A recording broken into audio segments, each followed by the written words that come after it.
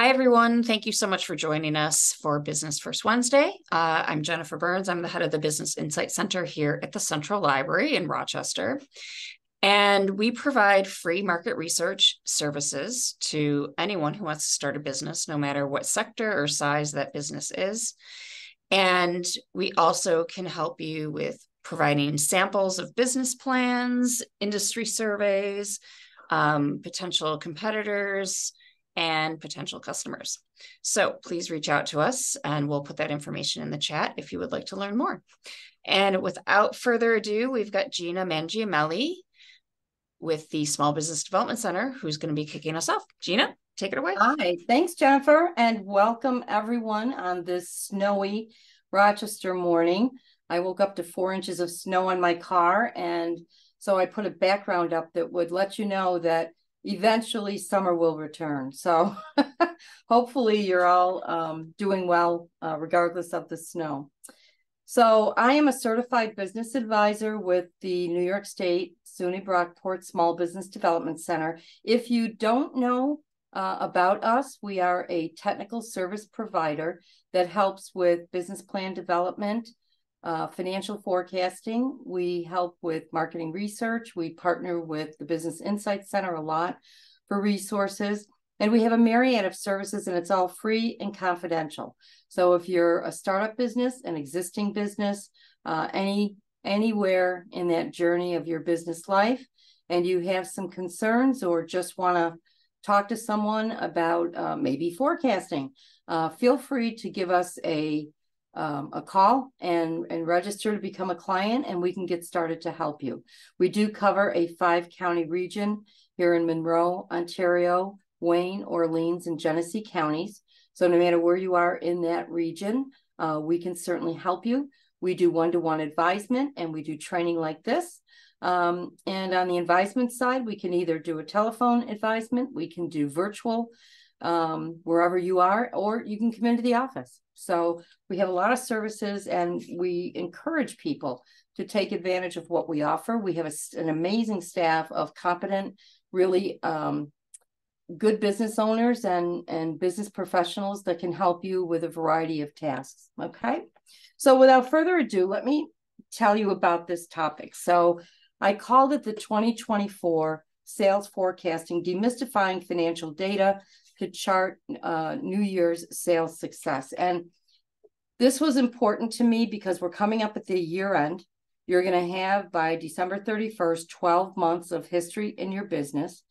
Looking forward to 2024, it's going to be important to set some benchmarks to figure out where things should be next year and how to get there and how to prepare a forecast. But this topic is actually and literally could be a doctoral thesis. It's a very deep type of topic that you could get down in the weeds and down the rabbit hole in. It could literally be a topic for a 13-week college course.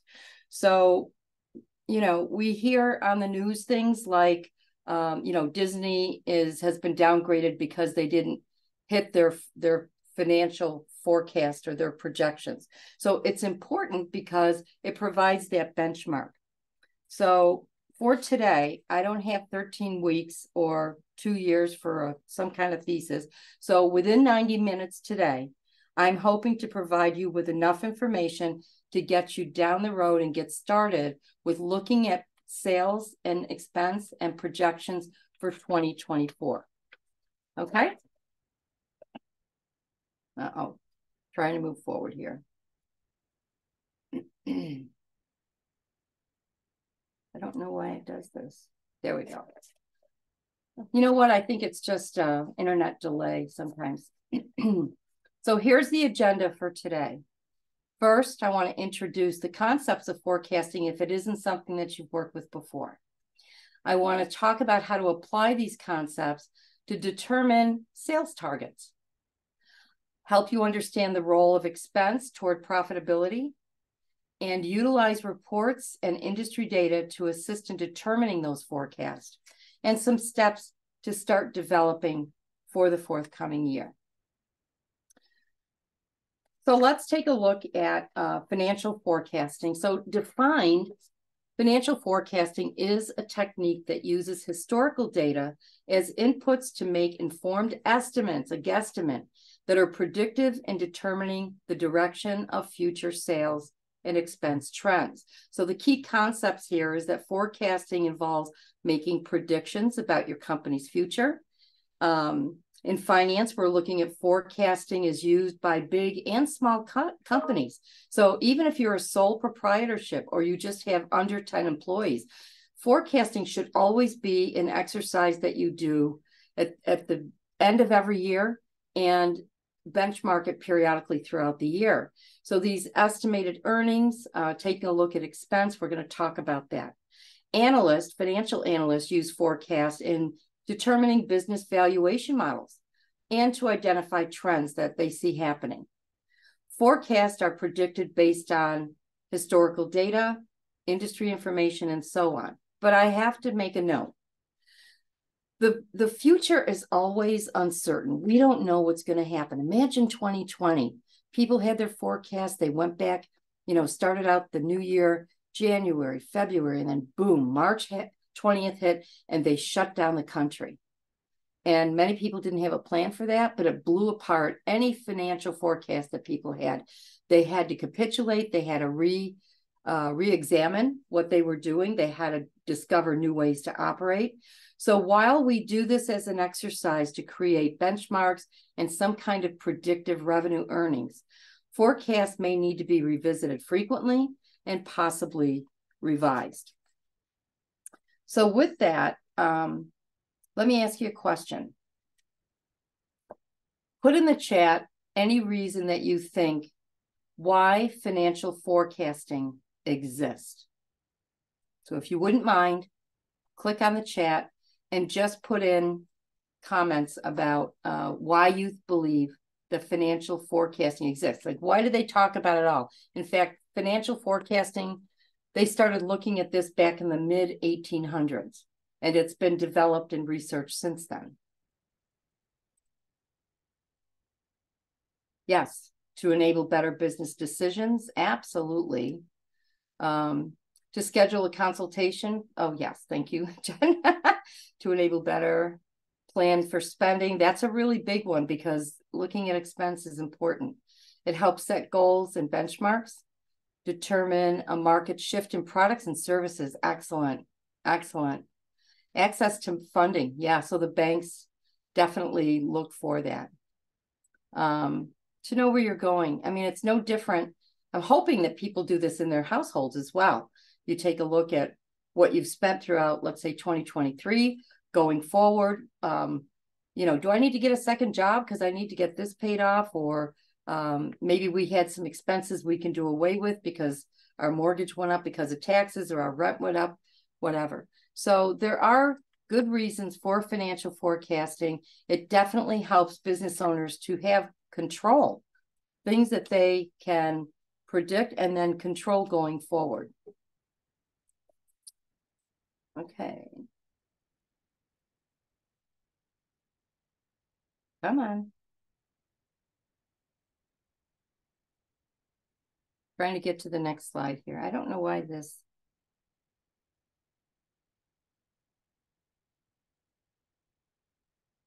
I apologize. I'm clicking forward, but it's not going.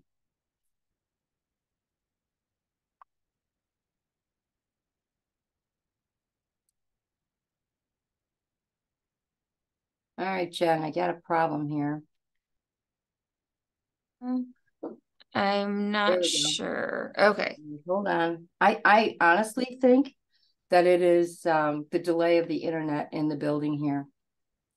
So I can tell you that when I work with clients on financial forecasting and we do like 36 months worth of forecast for the bank because there's a lending request in there, they'll ask me this question, like, how do you do that? Because is there a crystal ball? Do you just make up the numbers because you think that's what I'm going to do? And the answer is no. There is no crystal ball at all. In fact, I think what's important is that we look at the fact that there is great wisdom out there that can help us be predictive based on various models. Peter Drucker was an amazing management consultant. He wrote 39 books and had great wisdom. A quote from him says, "Long-range planning does not deal with the future decisions, but with the future of what present decisions are." So what you decide to do today can impact your future with you in control of doing that, not the other way around. So understanding the wisdom that has been gathered. So I want to just give you 3 examples of those who have made great strides in helping us to understand how to model, how to do financial forecasting, so that you know that the information that I'm giving you today is really rooted in long-term research and practice that these 3, and there's many, I mean, the list could be 50 long of just 20th century economists that have helped us with this. So Mr. Granger, he was a Nobel laureate for applications in forecasting and understanding the long-term economic relationship there. The team of James Stock and Mark Watson wrote books as economists. They were known for their research for forecasting and empirical data regarding macroeconomics. And probably Robert Lucas had the most in contributions as a Nobel Prize-winning economist. He had revolutionary theories that really transformed the model in the field of macroeconomics and understanding how to use this research and data for economic policy. So when we think about forecasting, we're basically going to begin with a hypothesis, some type of list of things where we have some kind of rational expectation.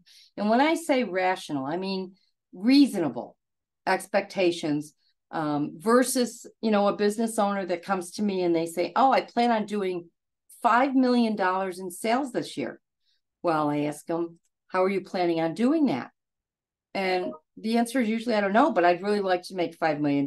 Well, that's all well and good, but you have to have some reasonable or rational expectation. And this is something that Lucas, as an economist, talked about. So sales forecasting is a hypothesis for planning.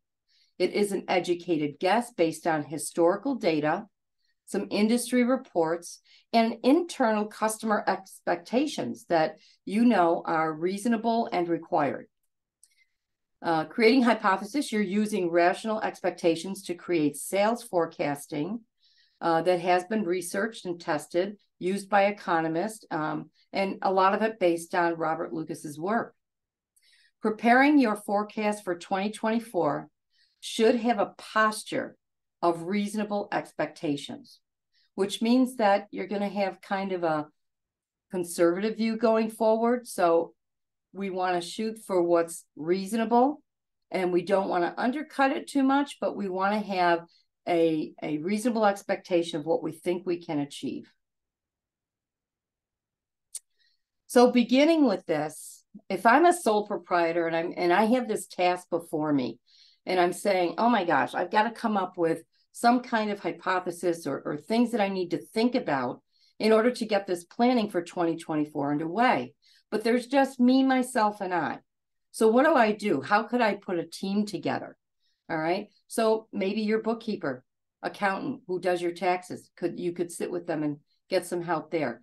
Networking groups where you've met people may be able to come and sit. There might be a marketing person in there that could help you.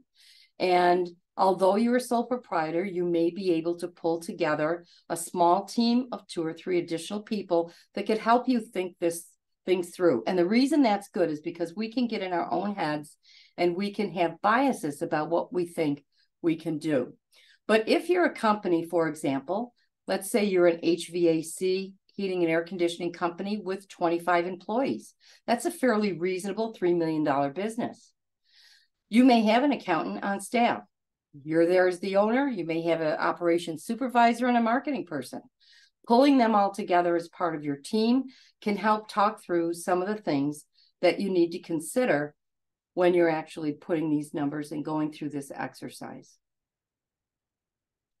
So how do we begin with these hypotheses? So I recommend just starting with basic questions. Let's assume you've got a team of 3 or 4 people together. You're all sitting around the table. You've got your coffee, your pads are in place, and you're ready to go. So you might start by asking pertinent questions. So we've recognized that 2023, things were expensive. So what about 2024? Should we consider what is the average rate of inflation that we might need to deal with going forward? And how should I plan sales to accommodate that? Hey, operations manager, are we going to need any equipment purchases? How's everything going? What are the needs that you're seeing in the operation? If we need to purchase equipment, how will existing interest rates affect those purchases? Is it going to defray it? Or am I going to take it on and just bite the bullet on the interest? We don't know the answer to that question at this time.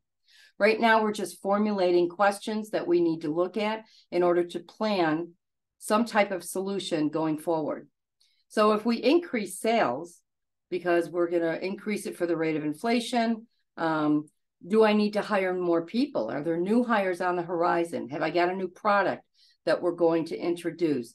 Are there new, for example, with HVAC, here's our menu of items, but now we want to add heat pumps and the installation of those and sell them. And that's going to increase sales. Okay, do we need additional people to help us do that? Have our vendors increased our prices? I think the answer is affirmative in that, because I'm hearing it from my clients that things that they could buy in 2021, 2020 are now much higher than they were. And it's affected your cost of goods sold, and it's affected your bottom line. So have our vendors increased? And if they have, how much? You know, what inventory levels do I need to have? If I'm going to start implementing a new program of installing heat pumps, do I need to buy some and put them in inventory? What's the need there? If I have trucks on the road, how have fuel prices affected the business? So you're going to begin to formulate questions, okay? Is the rent going up next month? Are there different taxes due? You want to create a list of questions that may need to be addressed going forward, okay? So how do we take care of that? So with these questions, you're going to address each one. You're going to formulate the questions and then determine the potential assumptions that you can make with it. So for example, if the projected rate of inflation for 2024 is estimated at 2.3%, then at the very least, you may say sales must increase by at least 2.3%. How do you increase sales? Well, you can introduce new product and have a new offering for your customers. You can simply keep your existing menu of products and services, and you could just raise the prices, which is what we saw with the restaurant industry. A lunch used to be somewhere between $10 and $12. Now it's more like $17 to $20. And a lot of that has to do with supply chain, cost of food, and so on.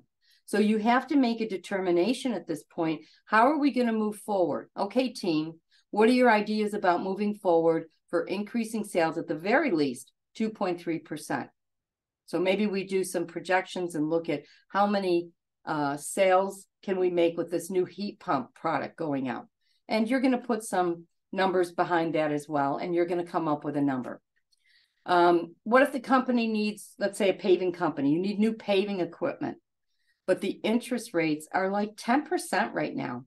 It's not easy to borrow money. It's expensive. So in taking a look at that, the assumption might be that we either need to defer the purchase or we need to plan for additional repairs. It's going to be too expensive. But, you know, the detail is in the numbers. So maybe what I do is figure out how much I'd have to borrow, how much interest would I be paying over the term of that equipment loan, versus what's wrong with the equipment now. So, hey, operations guy, why don't you give me a list of the equipment, what you're seeing as the needs, and let's cost it out and figure out what the cost of those repairs is going to be. And do we have internal people that can actually fix things in the shop? And do we have a mechanic on hand? You know, these are the kinds of things. Then you take a look at what is the cost of the interest versus the cost of repair. And then you can make a decision about 2024 in anticipating a budget expense for repair and maintenance for the equipment or interest expense. So the questions are really important to formulate, and then you take them one at a time and figure out how you believe it could impact your 2024 sales and expense going forward. Okay, so once you get these assumptions down, you start talking about what you need to consider. Now it's time to start gathering the information that is on hand in your business. And I'm going to address all of these documents. So if you're a sole proprietor, what you may have is just a handwritten journal of all the sales that you made. But if you have Square or some type of accounting system, or you have a bookkeeper that's loading in all of your sales, cost of goods, expenses, and so on, you should be able to pull sales journals that are going to show you for 2023 what was our total sales, right? Then you're going to take a look at expenses.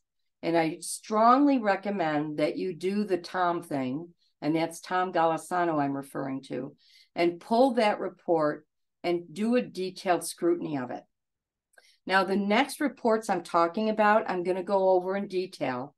And these are things that you can get at the Business Insight Center. Okay, these are things that Jen can pull for you and help you with, because in preparing your 2024 forecast, you need to know what's happening in the industry, right? So you might want to be able to benchmark your existing numbers against the RMA, which is Risk Management Association for Industry Standards. We're going to talk about that. You might be able to get some industry reports from the government. An IBIS World Report is important because it's going to articulate trends and so on. Association and annual review of your industry. So if we take the HVAC industry and we reach out to a national association, did they produce any type of annual report that I could use in helping to make decisions about my revenue going forward? And then listening to the news and what's happening in the world around you is always a good practice when making these decisions, especially when it refers to local news reporting on legislative initiatives, how government's going to do that. So let's start with sales journals and charting those monthly sales. Knowing your total sales for the year isn't enough. So what you need to do is collect that data for your sales, everything in 2023. And then what you want to do is calculate for each month. So for January of 2023, what were my sales for January and what percentage of the total did those sales represent? And you're going to do that for February, and you're going to break it down so that at the end, you're going to be able to see not only what you did in sales for each and every month, but you're going to see a trend of what was busy time, what was low time, when were people on vacation, when did we start to get busy, and so on. Then determine what each month's percentage of total sales is, and then use these numbers as a basis for your 2024 projections. Okay, so how might that look? And I like the example of the HVAC companies. These are usually small companies with anywhere from 5 to 50 employees, depending on how big the company is. And let's say, for example, the total sales for an HVAC company was $328,000. That number equals 100% of the 2023 annual sales for the total of all 12 months. But then we go back and we break it down, and we see that January had a $55,000 month, which represented 17% of the total sales. February was 49,000 plus, and that was 50%. But as we go through, March was less, April 22,000, May 13.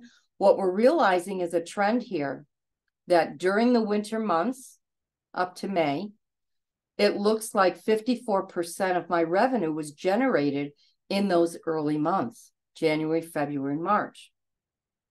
So that's important to understand, because when you do your projections, you're going to want to apply those particular percentages to each month so that you can forecast the revenue for each month going forward in 2024. Now, I only did it through May, but you're going to do it January through December.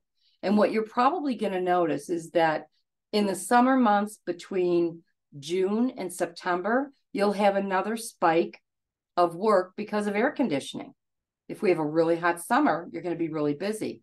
But somewhere between April, May, and September, October, it's going to be a mixed bag. So these are things that you will consider in doing your 2024 forecast, and breaking it out month by month will help you know how to plan for cash. Because what if you have a really low month in August where you don't have a lot of sales? Maybe it's a cooler summer. People are on vacation.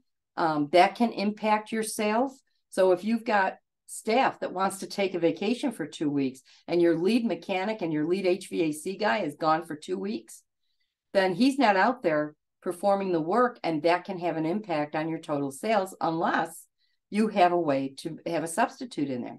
So maybe the owner gets back in the truck and he decides to cover that work, okay? But the important thing to remember here is that you're going to calculate month by month and figure out that percentage, because going forward, you're going to then make an assumption for that type of sales. Okay, so going forward, now that we've taken a look at breaking down and analyzing our revenue, the next thing is to really delve deeply into accounts payable and expense information. Now, I mentioned do the Tom G thing. Who's Tom G? That's Tom Golisano. And in his book, Built Not Born, he talked a lot about his success being predicated on how he scrutinized expenses. Because you can make as much money as you possibly can, but if you don't control expenses and if you don't plan ahead to understand what you're going to have to pay for going forward, that can sabotage any profitability in 2024. So things like your rent. So if in 2023, my rent was $18,000, but in the lease, my 5-year lease, it said that every year the rent's going to go up $20 a month or $40 a month. So you can calculate what is the rent price going to be for 2024. And you can put that out there because it's contractual and say, well, now I'm going to be paying $20,880 for rent in this year. That might be enough of an increase that eliminates something else. Like maybe you were planning on going to a trade conference and that's going to be $1,200. Maybe you don't go this year because the rent really took a boost. If you have a triple net lease where you're paying for maintenance, taxes on the building, and the square footage of the property, if taxes go up, that's going to affect you as well. So you have to navigate that to really do a hard projection of what to anticipate. Spectrum could issue an increase for internet, Wi-Fi services that you may have. January 1st of 2024, minimum wage goes up to $15 an hour. How is that going to affect? Because those are raw rate wages. So in 2023, we were paying people $14 an hour and you had 2 other guys on. So we paid $58,000 in 23, but projected for 2022 with the standard legislative mandate that you are now going to pay your employee $15 an hour. The owner also has to bring into consideration the mandated payroll taxes. So that $15 an hour really represents you have to add 30% more on that, because it could be $19 to $20 an hour at that point when you pay your Social Security or your payroll tax. You've got unemployment insurance, federal, unemployment insurance, state. You have workman's compensation, which is based on payroll dollars. Anything that's linked to payroll, if payroll goes up, you're going to have an increase in your mandated payroll taxes that you have to pay. So recognizing wages, recognizing what that means in terms of total net cost of wages, In this case, I've got it at 62,400. Now that may be an increase that sales just isn't going to be able to absorb. So maybe you have to cut something else out of the budget. Advertising, if you're going to launch a new heat pump product, let's say, last year I spent $16,000 on advertising, but to get this new product out, I'm going to need to spend almost $23,000. So you're projecting that expense. Office supplies, everything's going up. It's not a huge increase, but nonetheless an increase. Fuel prices, if I run diesel trucks and, although gas prices fluctuate, no matter where you are. I mean, I gassed up in Syracuse, New York, and paid $3.26 a gallon on Thursday of last week. When I got home and had to tank up again, it was $3.75. And if I go to Canandaigua, it was $3.75. If I do Burned Dairy on the corner in Farmington, it was $3.65. I mean, so gas is all over. So you have to try to figure out what is the average? What should I plan my fuel expenses to be? Because that's probably, for an HVAC company, that's probably a major expense. Okay, and then we could talk about heat and lights, that going up. So I think you understand what I'm saying when I say that you really need to take a look at every single expense. And what Tom Golisano used to do is he would get his reports. He would buy an 18-inch ruler with the magnifying glass in the center and go through the profit and loss statement, and he'd look at comparisons. He'd want to know why something went up a lot, or how did you stabilize a cost?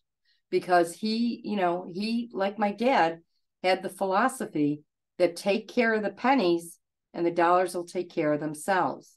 So when you scrutinize, you may not think, for example, what's $1 an hour increase going to do in wages? That's nothing, right? And they deserve the 15. You could do all that. But when you get into the weeds and you start looking at the total cost of what things represent, you're going to have to be planful. So your profit and loss statement, your Schedule C, your 1120, whatever the tax form is, go back into your expenses, look at every single thing, and look at your bank accounts. It's really important to go through. Hopefully your bookkeeper's doing this, but you want to go through and make sure that things coming through your bank account were in fact for the business. Embezzlement is a real thing. And there's been more than one bookkeeper who's been caught just using the company credit card, putting it through, or using the company debit card to buy some groceries. There was a case in Shortsville for nursing home care. And the administrator there did all of the shopping for the residents that had apartments there. And so while she was shopping for resident in apartment A, and she needed butter, milk, and something else, well, she just kind of put that on. They were small little increments from each resident, which paid for her groceries for a long time. Well, then she got aggressive and then she got caught. And in the end, they calculated that she stole somewhere around $270,000 from the residents. So, the numbers and the numbers never lie, and the details are what can help you maintain control of your profitability. So look at every expense, make sure that things are reasonable and that there are rational expectations going forward on what those accounts should look like. So looking at the forecast, so we've talked about revenue, okay, how we're going to make sales. We've talked about taking a very close look at all of the accounts payable and the expenses that you're going to be putting out there. Now, one thing I didn't demonstrate here was things like cost of goods sold.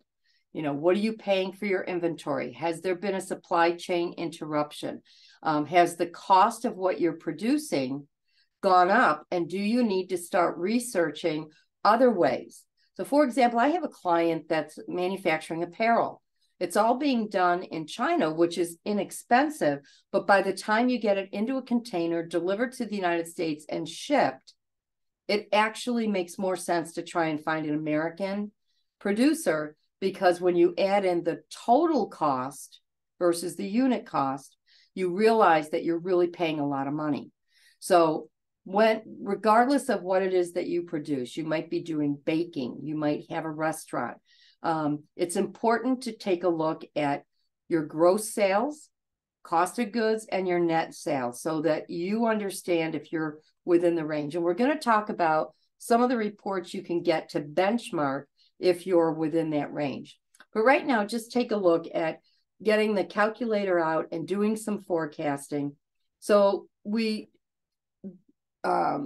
back a couple of slides, we talked about January. There was $55,760 in revenue that month. So if I'm going to forecast and I take that number from 2023 and I only use the projected rate of inflation, it means that I have to increase sales for January of 2024 by 2.3%, meaning that my January raw projection for sales that I have to hit is $57,042.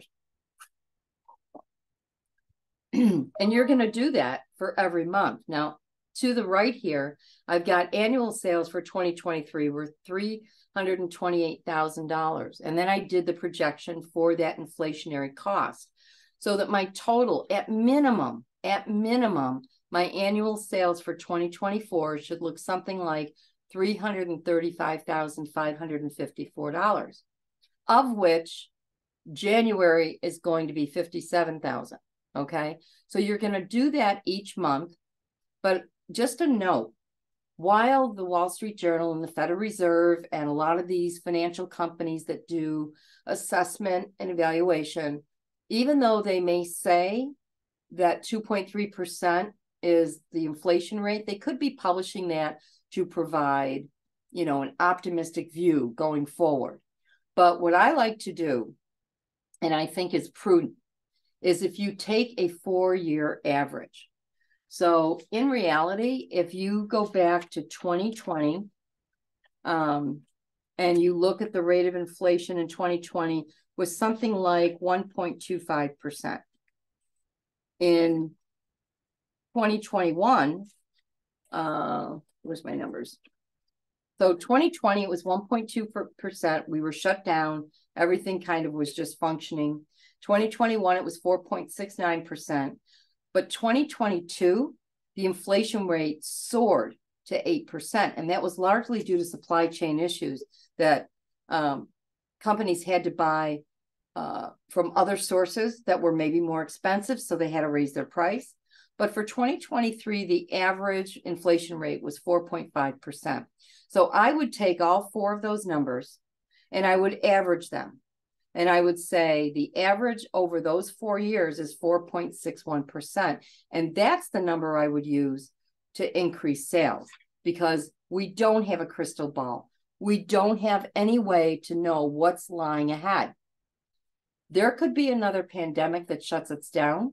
We may end up in World War III. You've got Ukraine, you've got the war in Israel, you've got Iran and Libya now making noise. Okay, we don't know what's going to happen. So overshooting or over planning might not be a bad idea. So if you average the last 4 inflation rates and come up with the average over that time, it's 4.61%. So I'd probably take that 328,000 and calculate an inflation consideration of 4.61%. And then go through and for January, February, March, through the whole year of 2024, calculate what percentage each month would that be.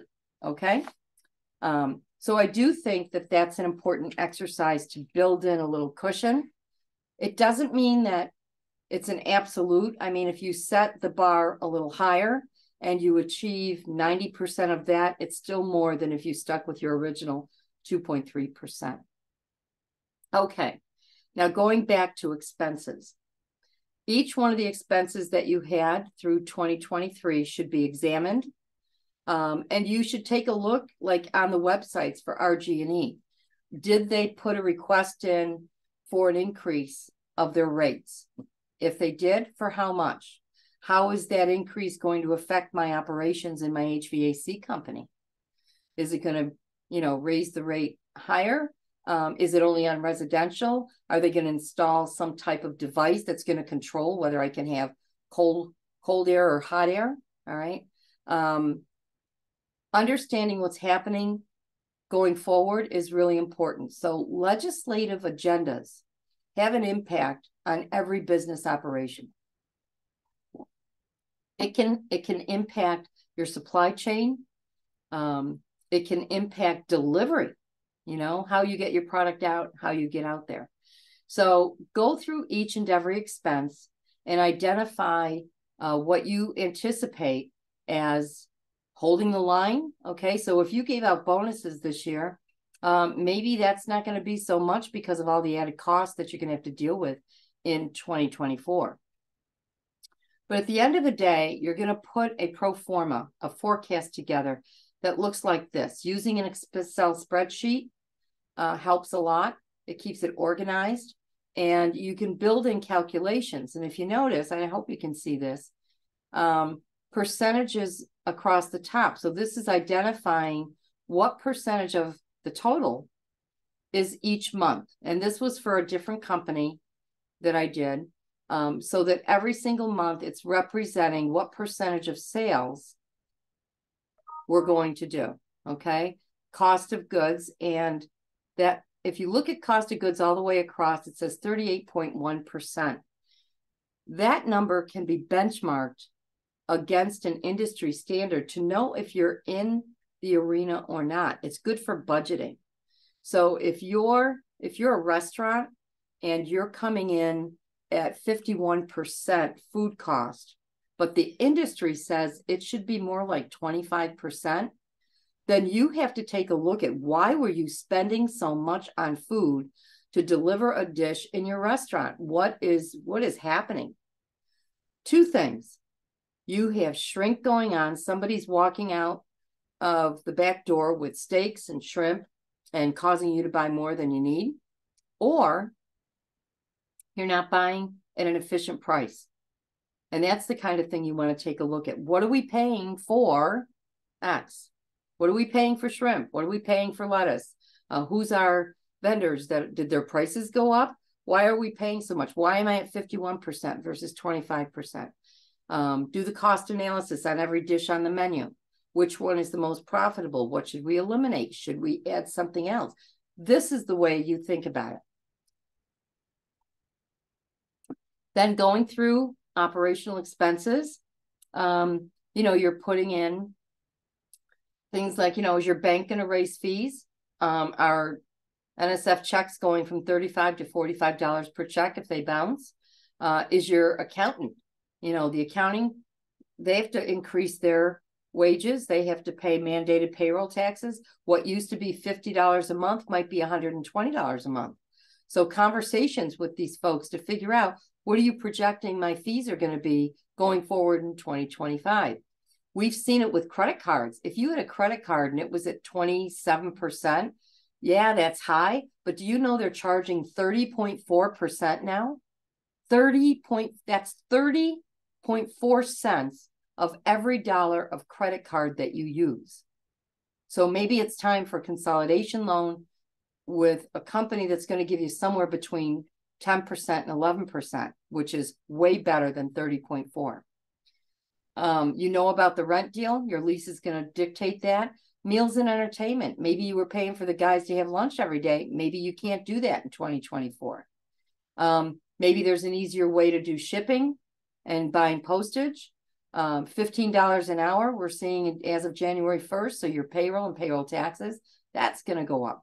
So use a spreadsheet like this to calculate that forecast and use it as the benchmark and budget that you will use going forward through 2024. So at the end of every month or every other month, benchmark, what did we actually do in sales? Did we hit the mark? Did we go over the mark? Did we come under the mark? And if we came under, what were the reasons? This is why this is useful. Now, back a few slides, I talked about management reports that we can use. So RMA stands for Risk Management Association. This is a company that's been around over 100 years. And what they do is they collect data, they collect profit and loss statements, they collect balance sheets, statement of cash flow, tax returns, all kinds of financial data, and they analyze it to come up with, by industry, what the standards should be. So in this case, I have a snack and non-alcoholic bars, and that's 722515. That number is the North American Industrial Classification Code number, or NAICS. It used to be Standard Industrial Classification Code, and then I believe in 92 or 95, when the North American Free Trade Agreement came into play, they revised the SIC codes to represent a broader base and a more defined bucket for these particular industries. Now, this is based on 22 and 23 annual studies. This is for national, and this particular example of what data they can give you is for under $500,000 companies. So if your net sales are $100,000, then your operating expense for this type of company under this NAICS code, you should be coming in a total operating cost of about 90%. Operating profit would be about 9.1%, and all other expenses, all right? And so that you can calculate profit before taxes, and this EBIT down here is earning before interest, taxes, et cetera, et cetera. So while your accountant can help look at this, you can obtain an RMA study for your specific industry by NAICS code from the SBDC, or you can give Jennifer an email and say, I need this RMA report, and then she'll be able to email that to you. And it's very useful, especially in retail and food. So restaurants that could be struggling and they don't know why they're not being more profitable. It's because you have to have some benchmark. And this is a great industry report so that when you're doing your forecasting, you have the ability to say, these are my sales. And the industry says I should be charging 25% as my cost of goods. So I'll take that new $335,000 sales revenue times 25% should give me what my cost of goods should be. And I'm going to go back at 2023. I'm going to look to see if it was near there. And if it wasn't, what do I need to do in 2024 to hit that mark? So the RMA is a financial tool to help us identify those industry standards within each category. Very useful tool. It can be very confusing to look at, but if you just highlight the information that's pertinent, it'll be a great asset to you. So the reports that I had listed there also were industry reports. So for example, free reports with the United States Bureau of Labor Statistics can help you with understanding cost and labor trends and so on. I use the U.S. Census Bureau on a regular basis to identify in a particular zip code area what the residents are, how many households, what's the income average, how much are people spending on eating out, how much are groceries, how much do they spend on alcohol. This is a report that gives so much information so that when you're forecasting or trying to plan sales, you're going to be able to target marketing accordingly. So those two reports, that's just an example. There's others. The IBIS World Report is one of my absolute favorite because it's a comprehensive report by industry that will help identify trends. They'll give you graphs, things that they're seeing. So for example, last year I did a couple of projects that were outdoor recreation, campgrounds, things of that sort. When I was working with the client to do these forecasts, I got an IBIS World Report on outdoor recreation to learn about things that were pertinent to that particular industry that impacted. I was also able to get the National RV Association report that described what happened through 2020 and 2021, where they had this huge spike in sales. So for example, between September of 2020 and September of 2021, there were 1.3 million RVs sold. not what's sitting on the lot, not what production, but sold. Unfortunately, only 40,000 new campsites came online. So there was this huge industry because people wanted to get out. I'm sick of being in the house. We can do camping, we can get outside. But what happened? That was a reactionary purchase. By 2022, the industry saw a plummet. So they lost about 30% in sales because people said, well, this was fun, but I'm not really a camper. And they started selling. So the used trailer market, the used pop-up market, the used RV market, people were selling and they didn't need to go to a dealer to purchase. So the IBIS World Reports will give you. There's also Vertical IQ and others. There's just an enormous amount of data. And I must say, in the Rochester area, we have the best resources, bar none, that we can get at no cost to you to use these reports and have access to this data. I'm telling you, the Business Insight Center is an amazing place with all kinds of reports, lists, all kinds of things that you can get. There's your commercial, Jen. The association annual reports, I mentioned the National RV Association. If you're in a cafe, snack shop, there's the Specialty Coffee Association of America. I talked about HVAC. There's the National Association of HVAC Contractors. Each of them compile data from their members to come up with similar reports that help talk about trends.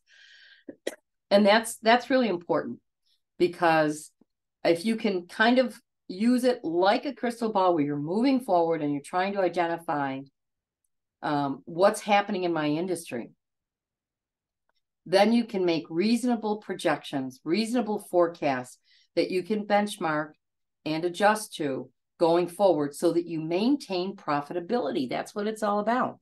You need profit at the end in order to buy new equipment, in order to hire that next person, because working capital from profit is essential. Okay. All right. So in summary, I don't usually like to make lists like this on a PowerPoint presentation because it's hard to read, but you will be getting the slides for all this. Let's do the rundown.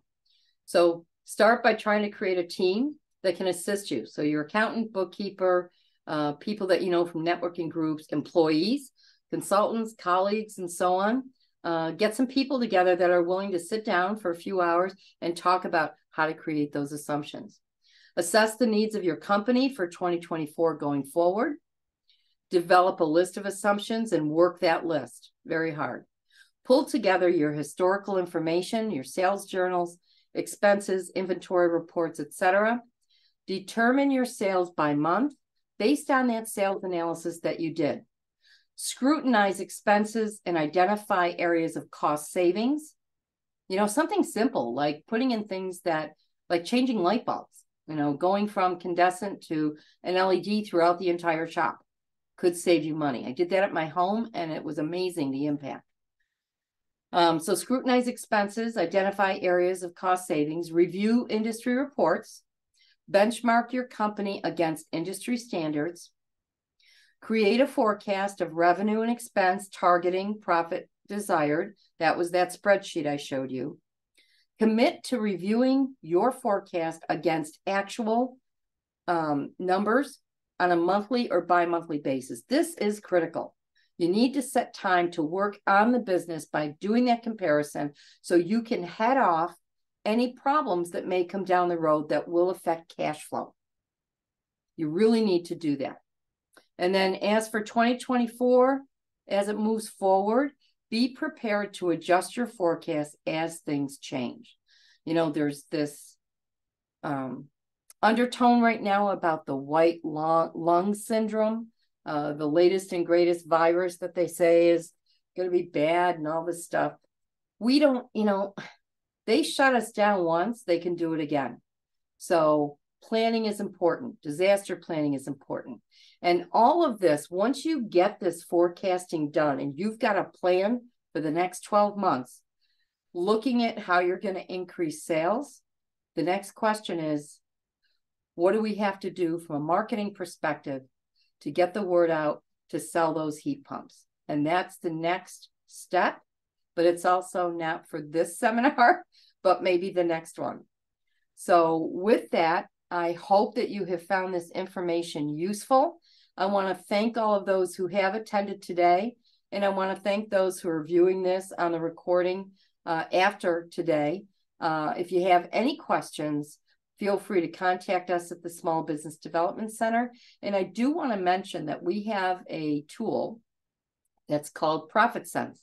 So if you're an existing company and you don't really know where you stand against the industry standards, we have these tools that we can benchmark against using your tax returns or profit and loss statements to give you a report that can show you where you stand compared to the industry overall.